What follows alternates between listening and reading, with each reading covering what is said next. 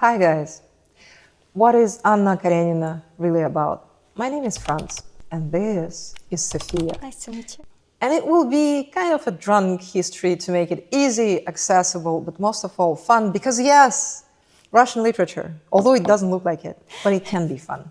So, shall we start?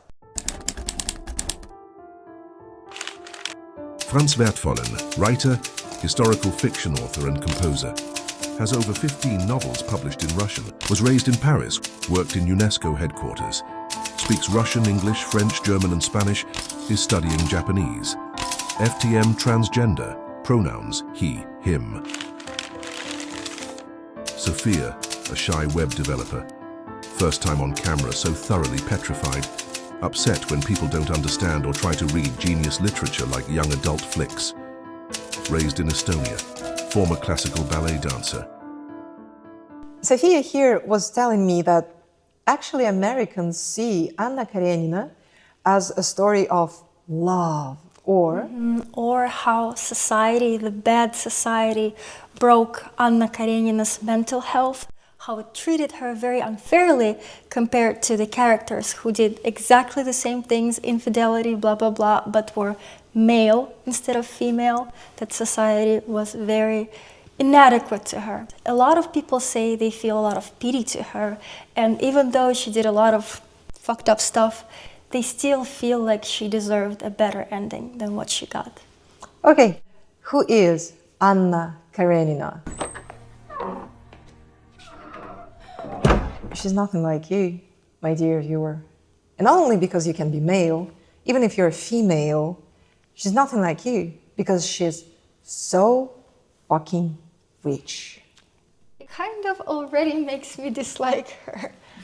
And you're completely right to dislike her because this is an so fucking rich upper-class woman who has been pampered her whole life through.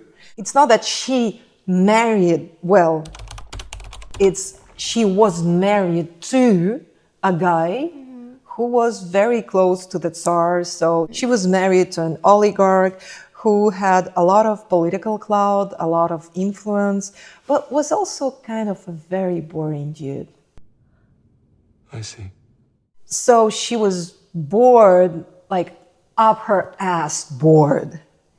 And she didn't know what to do with her life. But she was so self-centered. She saw no one but her in her misery and pain. Like, why is my life so unfulfilling? Go donate to the children, to the starving children. Go do something good with your money. It never occurred to her, no?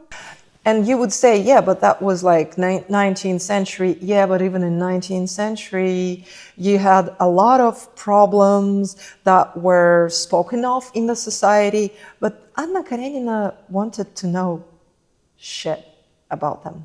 I'm not saying she wanted to know nothing. No, she wanted to know shit about them. So she had one child. She wanted to know shit about him. Then we see her meeting in a train this young man, this army officer that looked good and kind of thought that she looks good too. And then what starts? Love? No. Vanity. Anna Karenina, who was bored, remember, up her ass bored. She's like, oh my God, finally something is happening in my life. And then she knows that this young man, well, obviously cannot marry her since she's already married. And also that this young man was to marry another young girl, a certain Kitty. Regardless, the self-centered, super egotistical Anna is like, no, I feel good about him and he makes me feel good, so we're gonna have a drama.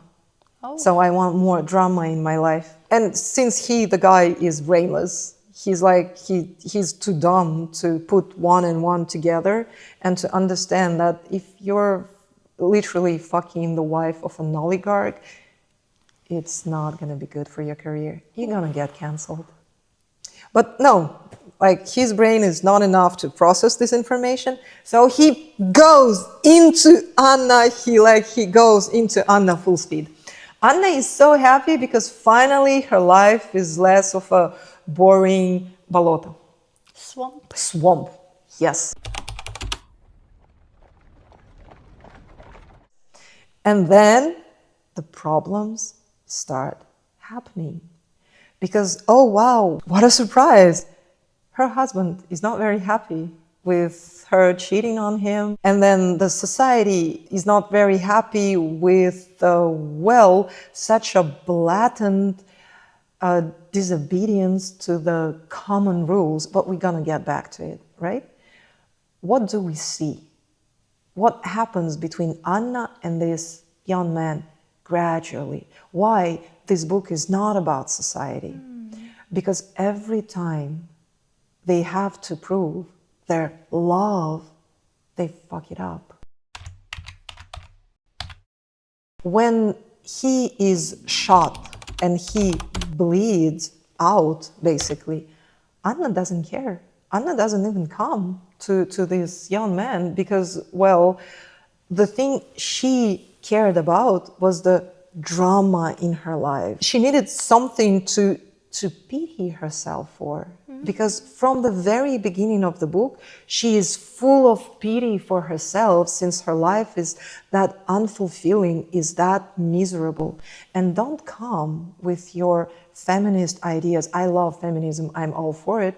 But feminism has nothing to do with it because Anna, being an oligarch's wife, she could have done so many things as, for instance, there is a countess who is actually more or less sympathetic towards Anna. This countess is a very feministic figure because actually this countess does whatever she wants.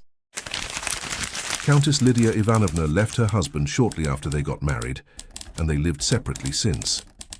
Never had any kids, was bisexual, and had countless affairs with both men and women. Held a lot of political power in the same circle as Anna's husband, attended high-profile government meetings, was friends with scientists and supported their research. Had a rich social life, she funded and organized a lot of charities and events. But she doesn't fuck with the soon-to-be husbands of other young girls. So she doesn't do that, for instance. And this countess is very well seen in the society still. And she has a lot of activities going on, and Anna could have been like her in theory, but not in practice. Because in practice, Anna is too self-centered and she has no other interest but only things that stroke her ego. So of course her life is going to be unfulfilling, because if you can accept only the information about yourself and only of the kind that makes you feel good, your life is going to be shit. So from the very beginning, Anna Karenina is so full of pity for herself. Then she finally has this drama going on, someone kind of loving her, because actually the guy, well, as I said, he doesn't really love her. He doesn't really love anyone because he's a fuck boy. He's just here for a ride. He's too dumb, again, to understand that if he gets involved in a relationship with Anna, his career is fucked up. He's too dumb to understand it in the beginning, and then he slowly starts to understand it. And then there is a beautiful moment when Anna is actually trying to give birth to the second child. And she has this, I don't know how to say it in English, родильная горячка. And she is dying, and her husband comes and finds her with her lover, with Vronsky baying in the room. And Vronsky, in that moment, he understands what a pathetic figure he is next to her husband. And her husband is also a pathetic figure.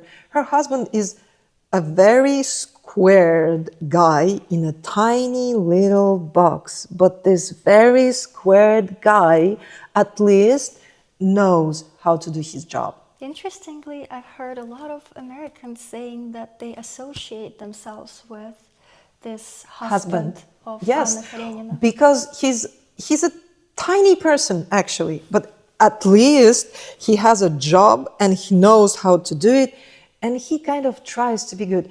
And then there is this sentence that Anna is saying about her husband, because she has this one poor boy, his son, and then she gives birth to this girl. Her husband doesn't know if this girl is his girl or if it's the Vronsky's girl.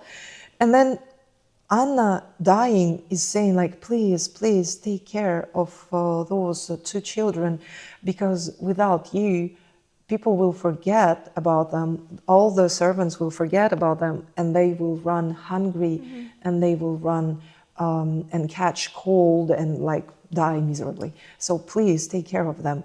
And actually the husband is so touched also by the realization of Anna's that he's a good person, and he discovers that also for himself, that he's not only this tiny small box that has just one job to do. He discovers that he actually is a person, and probably a kind person.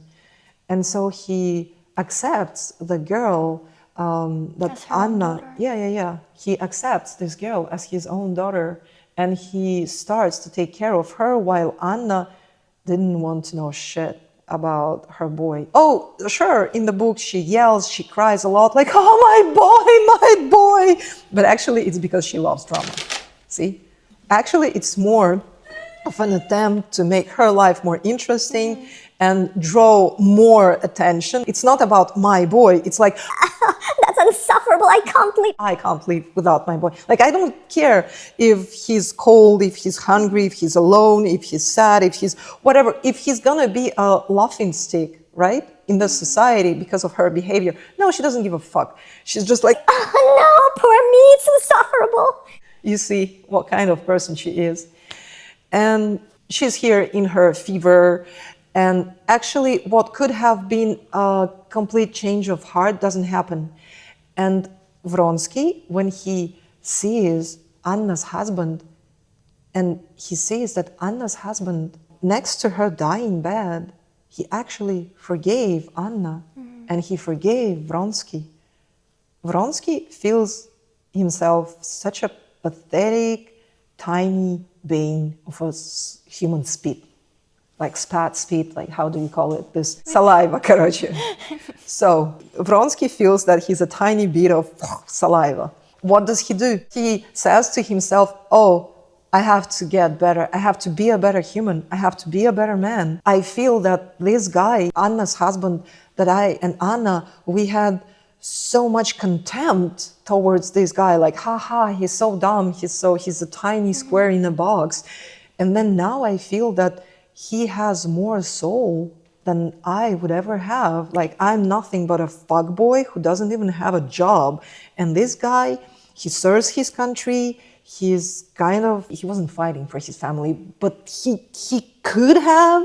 He kind of ready to forgive his wife and accept an illegitimate child from another man. And then Vronsky is like, oh, poor me. Not, I have to be a better man, but oh, poor me, no. I have to gun myself down.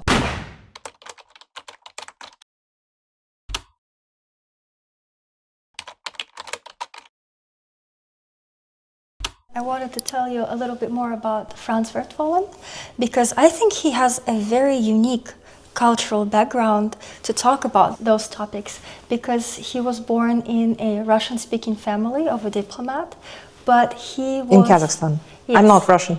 Well, obviously, if you still didn't notice, I'm not Russian. Me neither, I'm from Estonia. But you were brought up in Paris, France, yes. And you were studying in like two schools simultaneously. Yes. It was a Russian school and a French one. And a French one, yeah. For the Russian, it's like this classic Soviet education. It was a great school, though. Yeah. It was a great school. I think I got the best from what you can get from the Soviet education. Because right now it's already extinct. It doesn't exist anymore, nor in Russia, nor anywhere in the European states.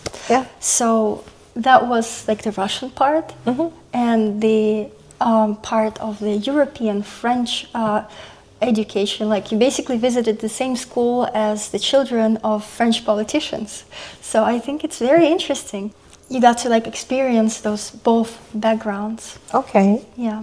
And then when it comes to like your higher education, it's not a very common diploma. It's a diploma in information and communication. I would say that it's a very common diploma if you go in political science after. Yes, but like not a lot of people go into politics, not a lot of people work in UNESCO. What I wanted to say is that it's kind of specifically a scientific field that studies how to analyze complex information and how to communicate it. So Yes. it's like all the reading skills, all the critical thinking skills. Yes. And that's like a very interesting background in my opinion. I don't know if I should add a thing about my background, because basically I was thinking that my childhood, it was watching Soviet musicals about French aristocracy in French chateaux dans la vallée de la Loire. This is my childhood. So that's the background in which I grew up. It's kind of similar to those Russian aristocrats who are very French in their mentality. Yes, it is. It is similar, yes, because a lot of Russian aristocrats that Tolstoy actually was writing about, I guess they had the same childhood as I did. That's really interesting, unusual. Anna Karenina, it's not about love and not about the bad society crushing lives. No, it's about how your vanity destroys you, little human. How your vanity destroys you. So, where finish Anna and Vronsky? Well, no one wants to talk to them anymore. Surprise, surprise! They're cancelled by society. Yeah, they both are cancelled. Him because, well, you don't fuck with the wife of an oligarch. Nobody wants to have you in their living rooms because everyone wants to make money, right? Wants to keep being rich and powerful people. So this is why Vronsky is cancelled, and that's pretty much the same reason why Anna is cancelled. Of course, I cannot invite her to my home. I have daughters growing up. How can you say that?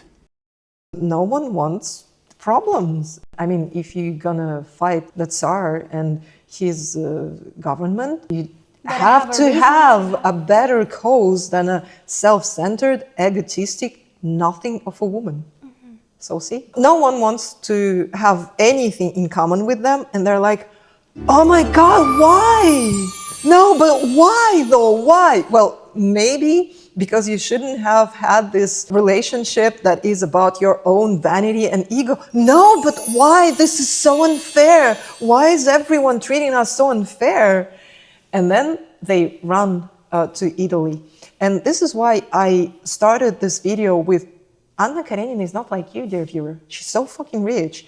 Because this is what they do. Look, they have problems. Those two spoiled brats have problems. But instead of facing those problems and taking responsibilities for them, well, trying to figure out, first of all, what is this relationship? Is this relationship really worth it? Is it about love? And turns out it's not about love at all.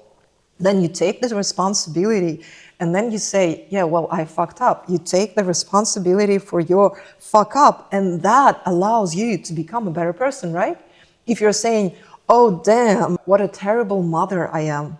And, you know, I'm not blaming women who do not and cannot love their children, because it's not that easy. Love, it's not something that comes with the process of pushing out a child. Sometimes good people that are trying to be good people just do not feel anything towards this little piece of meat they pushed out of themselves. And I'm not blaming women saying like, no, every woman should be a good mother. But Anna Karenina is a bad mother, not because like she must love her child, but because everything she does only for her ego. And it's very two-faced how she acts. Oh no, my poor child. And she always plays the victim. She always plays the victim. She doesn't care about her children, but she will use her children to show the society how miserable she is. Please feel pity. Look at her. She's so good. She will use her children for that reason. when society is not having it, what do all rich and spoiled brats do?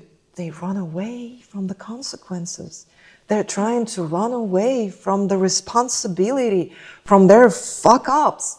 And this is exactly what Vronsky and Anna do. They run away to Italy because they have the money. And so what happens in Italy? The big love, they are discovering that actually they don't care for the whole world just from the moment they have each other. No, she's almost cheating on Vronsky with a painter. This is what happens in Italy. She cheated on her husband to With cheat Vronsky, on her lover. Yes, with Vronsky, and then she was about to cheat on Vronsky with a painter only because he was something new, because she was starting to get so bored without drama, because in Italy there is no drama. Life is good again. Nobody cares. Yeah, nobody cares. They're And just two rich people who are doing something with their life. And he grew so bored with her. They grew both so bored with each other. So it never was love. And then there is this painter who comes to paint her. And then she's so desperate for any male attention that she wants to be fucked by this painter. And I don't think she actually achieved the goal of cheating on Vronsky with the painter, but it's not because of she didn't want it. It's because the painter probably didn't want it. So that happens in Italy, and of course, when they both grew insufferable to each other, they came back. And when they came back, surprise! People changed. still didn't want to have anything in common with them. Oh my God, why?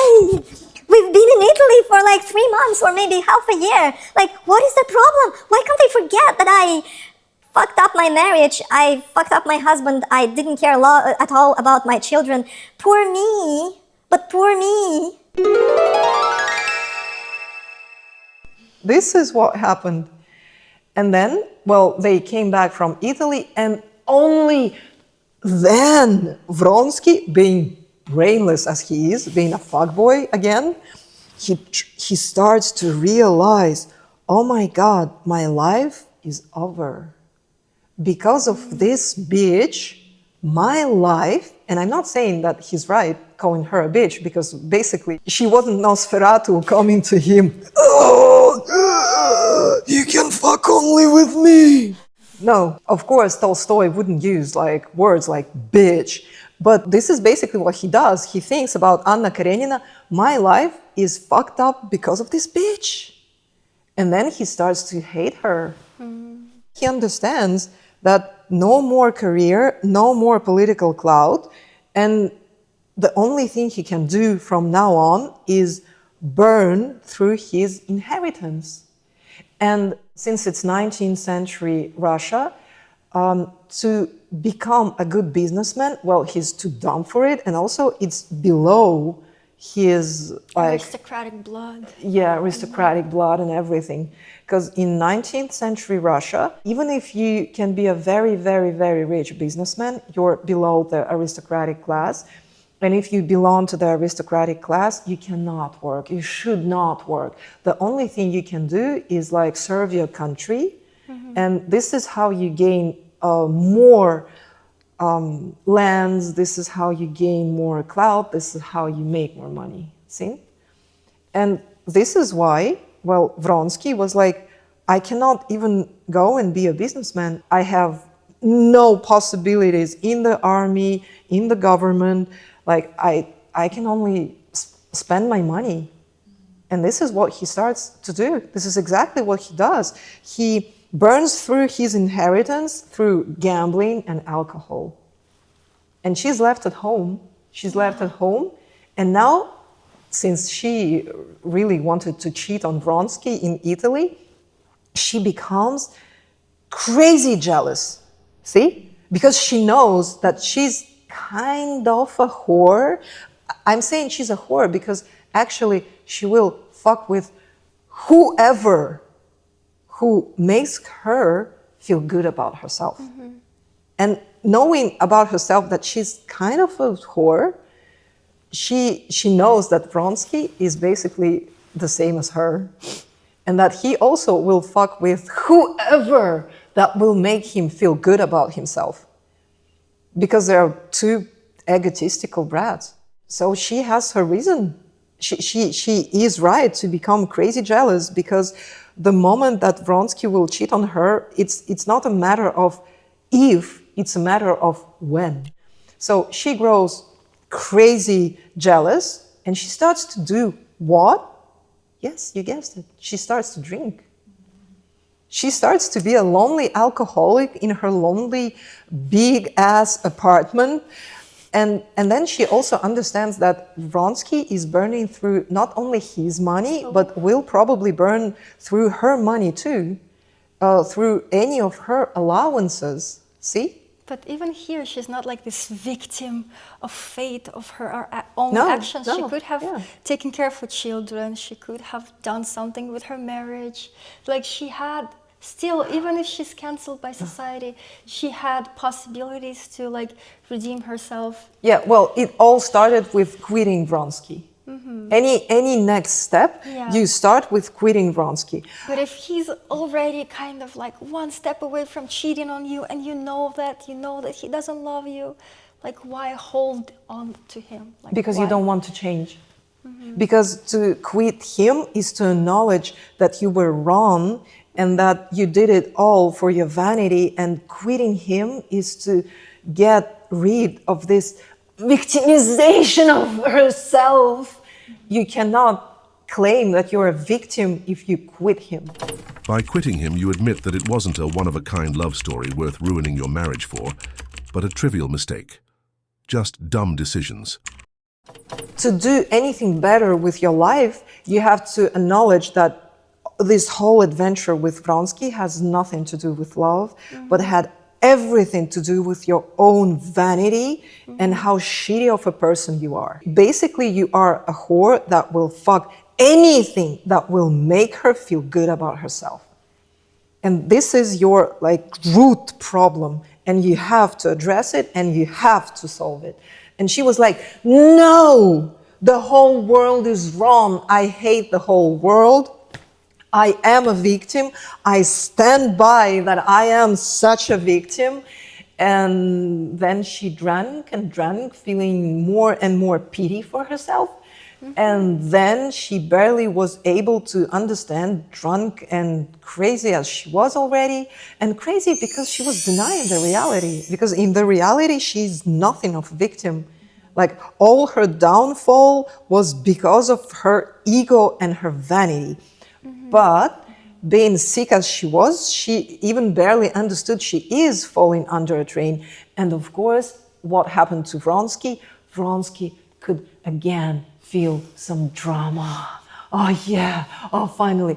Because for Vronsky, it was a beautiful, like when you write a sentence and then you put this fat, big period on it.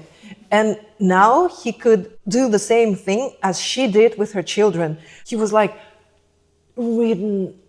bedridden with sorrow, and guilt and sorrow. But it was all about, look at me, oh, poor me, I'm suffering so much. Yeah, I don't care about this bitch. Good riddance. She's finally out of my life. And maybe now if I suffer enough, look, I'm so sorry. This is how I'm suffering. Look at me, society. Now you forgive me. Can I have my career back now? No, okay, I'm suffering, I'm so sorry. My guilt, oh, you forgive me? Oh, thank God. Oh, okay. Well, when can I start then? Yeah. This is it. This is what happened to Vronsky, basically, after. This is so interesting because the way you're telling the story, when you see it from like the perspective of English readers, American readers, they believe this narrative of victimization.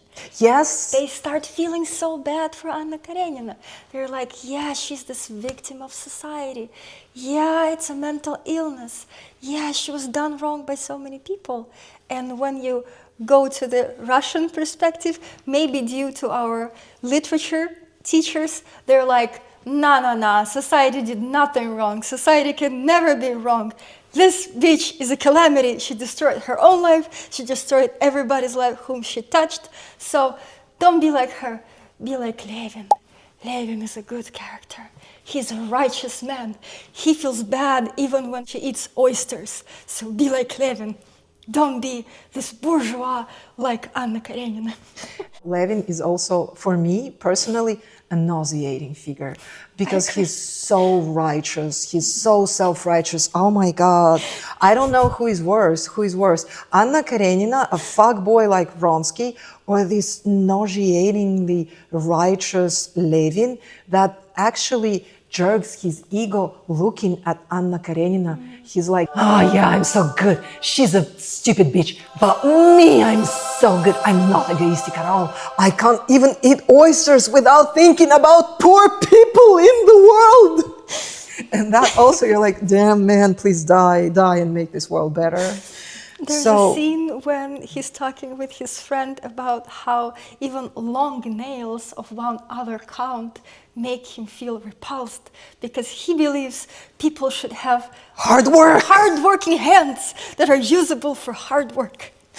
So see, such a judgmental, little, nauseating, narrow-minded square that has no job. Again, the only person that really has a job in the whole novel is Anna's husband. Because Levin, he is trying to rebuild his villages and to be a good owner of his villages. But basically, if you're really from Russia and you understand what does that mean, basically what this guy does is he doesn't do shit. He's basically a slave owner. He has peasants. They do everything for him. He just lingers around looking important and preaches to them. Tough job. Big deal.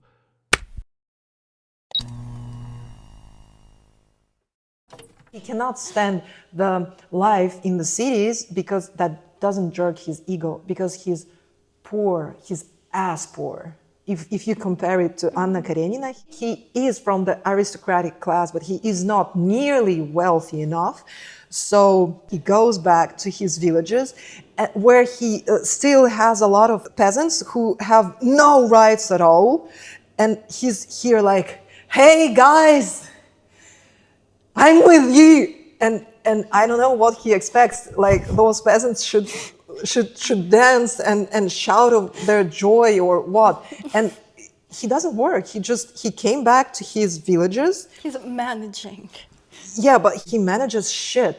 And other great classical authors like Chekhov have done a lot of caricatures of such unbearably stupid people. Like dead souls. Like dead souls, yeah. When you see such managers of peasants, those peasants actually will manage themselves so much better without you, thank you. But he has no purpose in life. He has no career. He has no job. He's really a useless piece of shit, but self-righteous. That looks around and is like, oh, Anna Karenina is a dumb bitch. Oh, this guy is so despicable. He's this Vronsky. Oh, no, but I'm so good. I'm a good Christian. I will marry a good girl. And then you have pages and pages how he shits in the skull of this poor girl that was meant to marry Vronsky. Kitty. And this Kitty, if there is a victim in the Anna Karenina novel, it's actually this Kitty, because this Kitty is a very young woman. She's like 18. She knows that she must marry well, and then she wanted to marry Vronsky, and she was to marry Vronsky before Anna arrived and fucked up everything.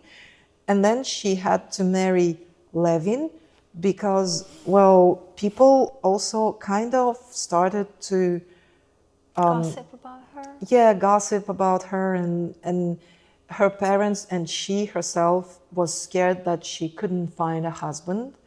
And if you will talk about feminism and society, then this is bad, that the poor Kitty feel insufficient because of her inability to find or attract a husband, when it doesn't even have anything to do with her, but has to do everything with how egotistic and, well, dumb Anna Karenina is. And Anna Karenina, she knew that she fucks up Kitty's life, but she didn't want to bother about that. And so That's cruel. Kitty then, in her fear of being insufficient to attract a husband, has to marry Levin, and he starts to fuck up her brain with those interminable lectures on how she must be a good wife, on how she must bring him children, on how they must live in the countryside, while Kitty herself is a very cosmopolitan girl in the very beginning. I think that Kitty could have had a better future if only Anna Karenina didn't happen in her life. Even with Vronsky, she could have had a better future, because maybe with time she would mature in a more or less pleasant woman who definitely wouldn't love her fuckboy of a husband, but who could have still a good life in a big city and take care of her children and maybe take care of other problems of society that Anna was too dumb and too self-centered to even think about. So I think Kitty, with time, if she would not marry this Levin, she could have used her money and her power in a better way, but she never had this chance. And yes, it's despicable to read all those lectures of such a self-righteous Levin, who also thinks he's smarter than Kitty. At least she's humble, and she's not trying to be something she's not. And he is so dumb, so righteous, so useless, and then also he jerks off his ego with this girl who is like 15 years younger than him. Like, yeah, no, she's just a woman. This is why she's not that bright as me, of course, but I should be her guidance. Ugh. So, yeah. So you think they were never happy together? No, I think that Kitty, maybe being young, she could have been fooled by this stupid walking disaster. But I'm pretty sure that, after her frontal lobes would start completely working, like after the age of 25, I think she was like, don't talk to me, don't look at me. This is your bedroom and this is my bedroom. So please, let us be happy separately.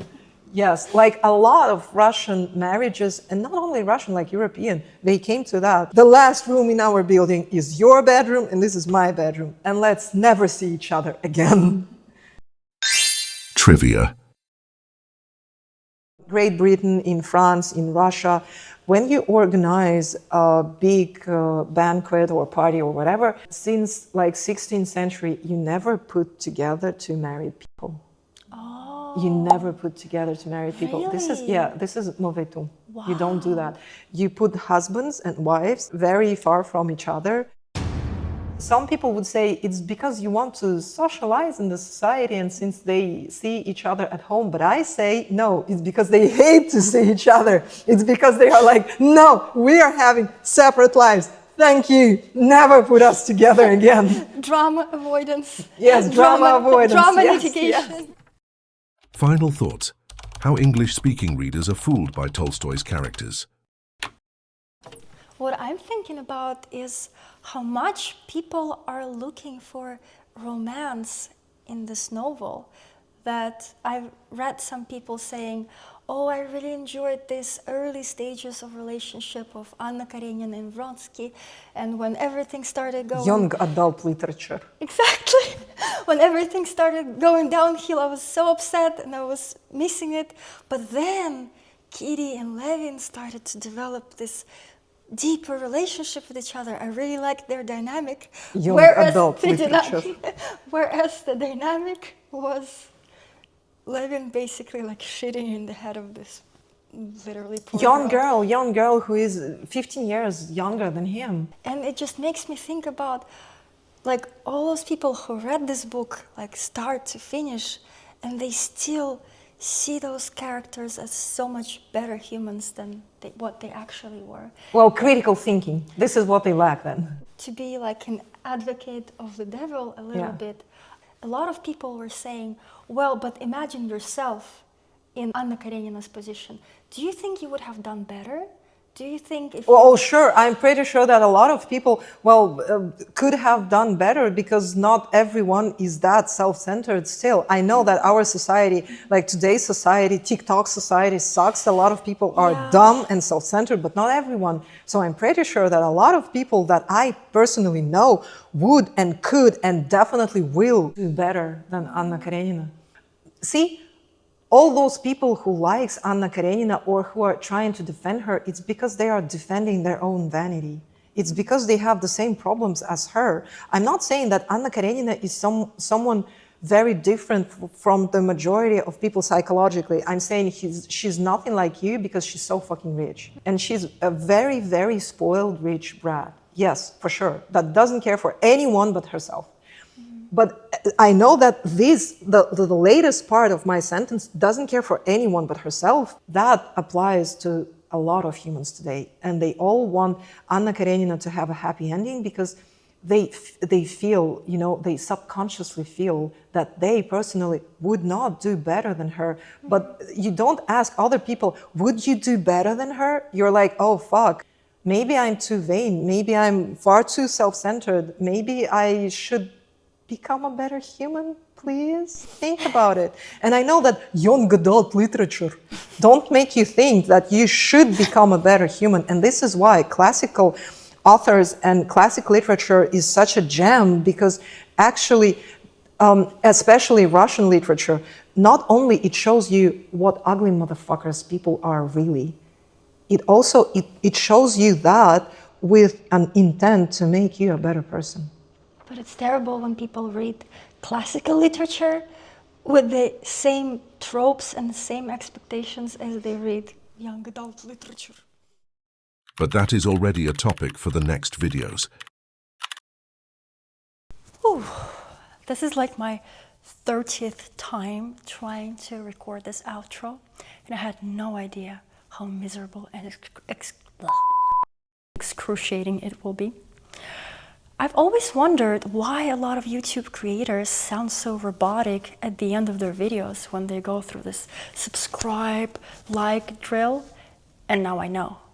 Because there is nothing as humiliating as asking people to subscribe to your channel. I think when begging for a loaf of bread, you would feel more like a dignified person than when asking somebody to subscribe. But regardless, I would really appreciate if you do that.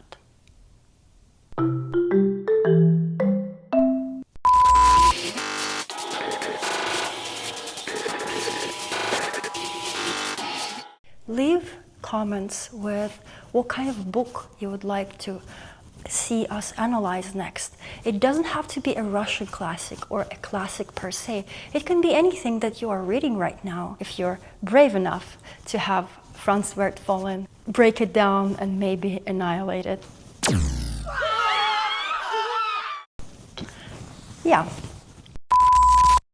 Also, guys, if you like books like Anna Karenina about higher society, about aristocracy and that kind of people with a sophisticated vibe, if you like characters who actually feel like real humans, about whom you can talk for hours, then I think you are a perfect reader for Franz Wertvollen's own books. He is a historical fiction writer, so it's like not fantasy, not smut. If I have to clarify, it's not smut, it's not fantasy, it's not young adult, as I bet you could figure out. Wait, don't be sad. Good literature doesn't mean it's not fun or doesn't have mesmerizing hot scenes. You can get both smart, sexy, psychological, and deep at the same time. Come on, it's written by this guy. If he can be smart, fun, and beautiful, so can his books. He has a book called Georgia's Journey, and it is about an American woman in 1940s, right after the Second World War. She is in her 30s, and she had like a very fascinating moment in her youth when she studied in Cambridge. She was actually one of the few women to study in Cambridge, and especially a woman of not like high descent with an influential family. And when she was like in her 20s, she was rubbing shoulders with the heirs of some of the most influential families of Europe. Think like crazy rich, think like people who can buy the world. Even like son of English king, Duke of Kent. Georgia was studying sociology. She was very much for feminism, for women's rights, and she really wanted to leave a mark on this planet by making the situation for women better. And one time she ended up having like a casual conversation about that with an heir of an influential Austrian family who was also studying in Cambridge. This was quite a mentally stimulating conversation for him. He became a little interested in Georgia because Georgia was American, somebody totally different from his surroundings. And that's how she kind of became a part of his clique that consisted of some of the biggest menaces of society of that time. For Georgia, her time in Cambridge was not only like candy and flowers and champagne, it was also pretty traumatizing at moments. She had some run-ins with Irish gangsters, with death, but also even like day-to-day situations, just conversations with those aristocratic people sometimes left her feeling very vulnerable. And after she graduated, unfortunately her career did not end up going as she planned. She became a field nurse because the Second World War started. When she came back to America after the war's end, she just became a regular office clerk, living in New York and feeling extremely suffocated by her life because all the hopes that she had seemed like completely unachievable at that point, because you just become an adult that can only run day to day trying to earn some money. One day in a New York country club, she met a person who was the one who sparked the first conversation with her in Cambridge, and that terrified her. She basically wanted to disappear and not have him ever notice her. That didn't quite work out, and she was faced with a choice. Either she tries to forget everything, clings to her comfort, her job, or does she try to go on this journey down the memory lane and try to like piece all the pieces of the puzzle together to relive those memories, reprocess them, and maybe have a chance to change her current life. To me, this novel is a lot like a coming-of-age story, but not a coming-of-age story of a teenager that we all already know. It's a coming-of-age of a 30-something person, somebody who already went through quite a lot, even through war, through this daily work that we all know. It is her chance to grow as a person. And while you are seeing how she dives back to her memories, it kind of makes you reconcile with what kind of person you are, reconcile with your own past, and hopefully the future. So yeah, that is the current novel that Franz Wertvollen is writing. And if you are interested after this description, you can go and read the first chapters on our Substack. It's obviously free, and I would love to see you guys in the next video. Please subscribe. And see you next week. Bye-bye. A breather. That was tough. But I think I got through it. All right.